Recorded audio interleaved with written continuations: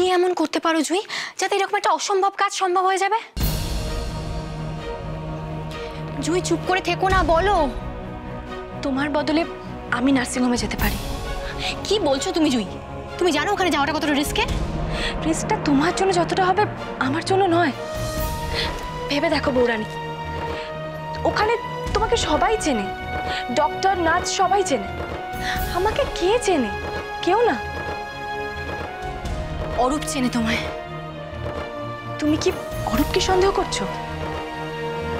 না জুই, ঠিক সেরকম নয়, তবে তোমার ওখানে যাওয়াটা অনেকটা ঝুঁকি নেওয়া হয়ে যাবে। না, আমার মন সায় দিচ্ছে না। দেখো, অরুণেশ চ্যাটার্জির মতো লোকেদের বিরুদ্ধে কিছু করতে গেলে ঝুঁকি তো নিতেই হবে। আর তুমি নিজের জীবন বিপন্ন করে ওখানে যেতেই পারো, কিন্তু চেঁচে হাড়ি কাটে গলা দেয়া হবে। তবু জুই, ওরা যদি তোমাকে ধরা ফেলে? সেটাও তো সহজে হবে না বৌরানী। আমি ওখানে পেশেন্ট হিসেবে অ্যাডমিট হব, অ্যাজ ইফ আমার অনেক দিন ধরে পেটে ব্যথা করছে।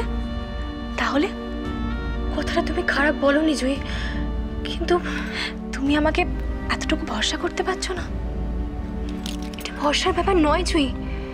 তোমার ইচ্ছে ক্ষমতা কোনোটার ওপরই আমার কোনো সন্দেহ নেই, তবে তোমাকে নিয়ে আমি এত বড় ঝুঁকি নিতে পারবো না। কি আর হবে, জীবনটা নিয়ে আর কি করবো? তুমি তো সবটাই জানো বৌরানী। আমার জীবনটা অনেকটা কাগজের ফুলের মতো, রং আছে তবু গন্ধ নেই।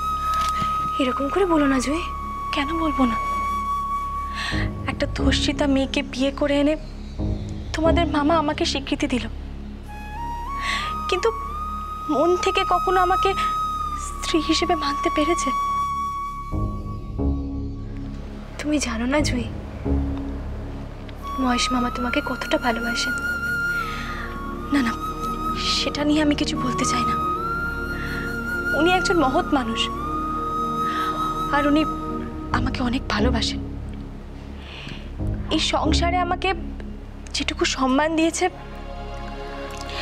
তারপর আর আমার ওনাকে নিয়ে কিছু বলাটা শোভা পায় না। সত্যি ভোরানি, আমার আর কোনো অভাব অভিযোগ নেই। উনি আমাকে অভিযোগ করার জায়গাই দেননি। তাহলে তবুও তো আমি একজন মেয়ে বৌরানী, আমারও তো শখ আহ্লাদ আছে।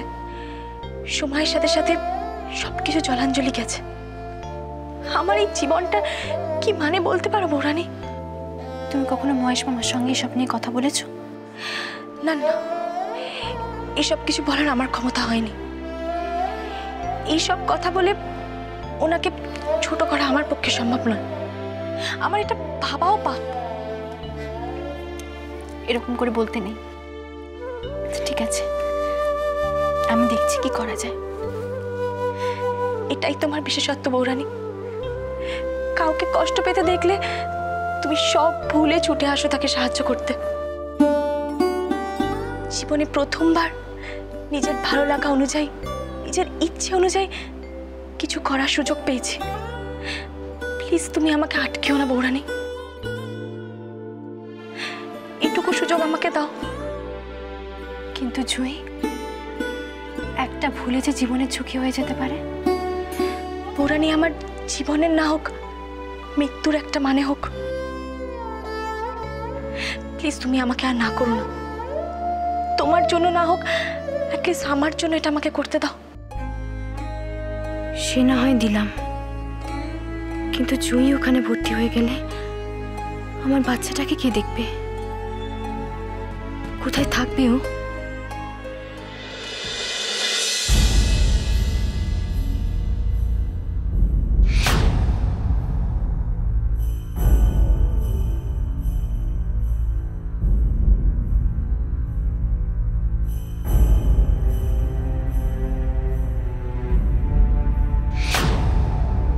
কে ছিল ওভাবে অলির জন্য ছটফট করছিল কেন?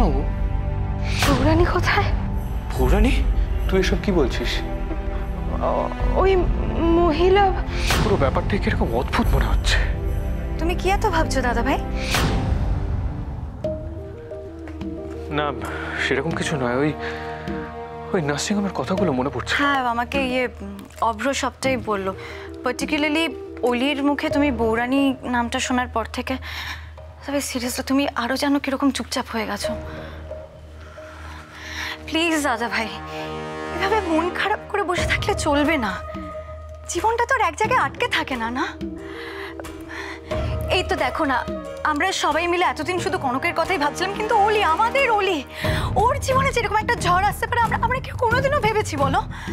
সত্যি সত্যি এরকমটা যে হয়ে যাবে ভাবতেই পারিনি। কি আর বলবো দাদা ভাই, অলিটার যেরকম কপাল ঠিক ঠিক সেরকমই ওর ভুলভাল সিদ্ধান্ত। তার পরিণতি যে এরকম একটা কিছু হতে পারে আমি জাস্ট ভেবে অবাক হয়ে যাচ্ছি। মানে দাদা ভাই, তোমরা তোকে ফিরিয়ে আনতে চেয়েছিলে না? শুনলো তোমাদের কথা? উনি যে কি ভুল করছে ও সেটা নিজেই বুঝতে পারছে। জেদের বসে একটার পর একটা ভুল করছে আর কত বড় বিপদ ডেকে আনছে। তা আসলে দাদা ভাই কি বলতো, এক্ষেত্রে অলিকেও দোষ দিয়ে খুব একটা লাভ নেই। না মানে ইটস আ ফ্যাক্ট। দেখো, আমরা অন্যের ঠিক ভুলটা যতটা ভালো জাজ করতে পারি, নিজেদের ক্ষেত্রে না সেটা সামহাও গুলিয়ে যায়। তুমি যে কি বলতে চাইছো একটু পরিষ্কার করে বলবে? দাদা ভাই please don't take me otherwise, কিন্তু তুমিও কিন্তু সেই একই ভুল করছো। মানে আরে তুমি নিজেকে সামলানোর চেষ্টা করছো না, সেই একই চিন্তা নিয়ে আটকে আছো।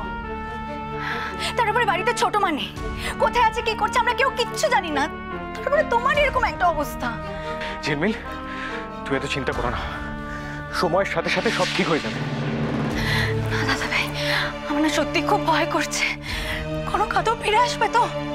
না মানে মাই বলছিল বড় গঙ্গায় নাকি বস্তায় বন্দি অবস্থায় একজন মার বাচ্চাকে পাওয়া গেছে। তারপর না মানে তুমি প্লিজ এটা নিয়ে টেনশন করো না। টিসু তো আজ ইনভেস্টিগেট করছে, যদি সেরকমই কিছু তো আমাদের ডেফিনেটলি জানাতো। কিন্তু আমি বলতে চাইছিলাম যে কি বলতে চাইছিলে তুমি? দাদা ভাই দেখো, আমাদের সবার জীবনে বড় ছোট এক একটা ঘটনা ঘটে গিয়ে থাকে। আমি জাস্ট বলছিলাম যে কনকের ফিরে আসার চিন্তাটা তুমি ছেড়ে দাও না। কিন্তু দাদা ভাই, যদি সত্যি কনক না ফিরে আসে তাহলে? প্লিজ জিমি, প্লিজ তুমি আমাকে একটু এখন একা থাকতে দেবে প্লিজ।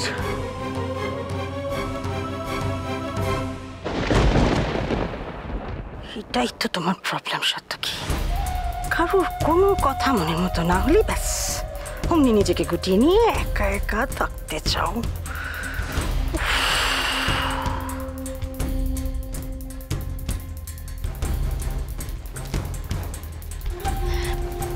সবটাই তো শুনলে মামুনি? হ্যাঁ শুনলাম, কিন্তু এত সহজে তো হাল ছেড়ে দিলে চলবে না বৌমনি। দেখো মামুনি, আমার কাজ ছিল জমি নরম করে সেটা আমি করে দিয়েছি, এবার বাকিটা তোমাকে বুঝে নিতে হবে। এই জমিতে কিভাবে তুমি বীজ পুঁতবে সেটা কমপ্লিটলি তোমার উপর নির্ভর করছে।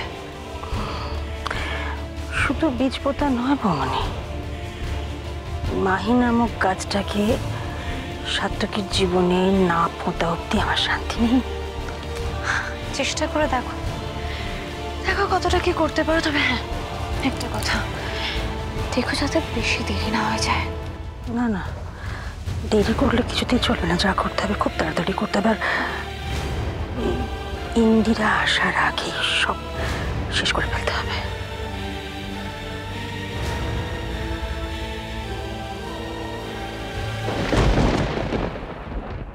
আচ্ছা,